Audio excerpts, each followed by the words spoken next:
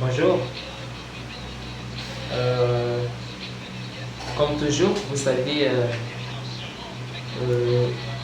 sur notre chaîne YouTube, nous développons souvent des questions qui sont liées à la caisse, c'est-à-dire au pilotage de la caisse. Donc aujourd'hui, nous venons avec un thème qui est très capital, qui est très essentiel. Et le thème que nous allons parler aujourd'hui, c'est le rapprochement bancaire. Donc, on va apprendre de façon très simple comment tu peux rapprocher ton entreprise avec la banque. C'est quoi l'objet du rapprochement bancaire? Comment on établit un état de rapprochement bancaire? Donc, c'est ce que nous allons devoir échanger de façon très simplifiée avec vous dans cette vidéo. Voilà. Donc, l'état de rapprochement bancaire, vous devez le savoir, il est fait de deux parties. Il y a une partie qui est pour l'entreprise et une partie qui est pour la banque. Mais avant que nous puissions même arriver là, il va falloir que vous sachiez quels sont les documents qui vont vous permettre, vous en tant que comptable caissier, de pouvoir monter votre état de rapprochement bancaire.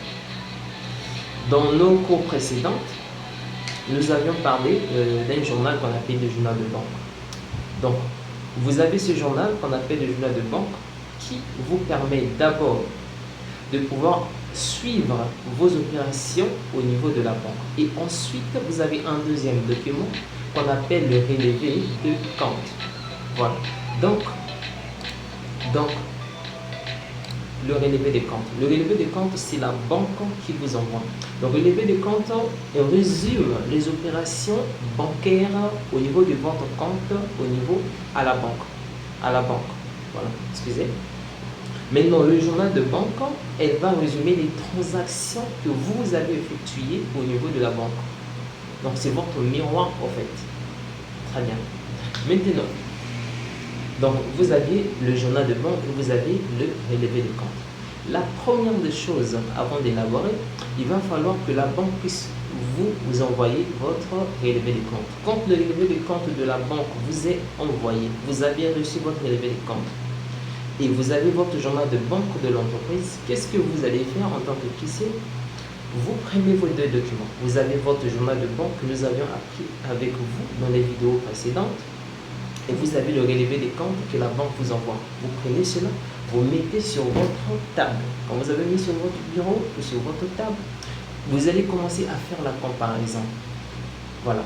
Donc, les opérations que la banque a enregistrées et que vous n'avez pas enregistrées, vous allez marquer NE, c'est-à-dire non enregistré.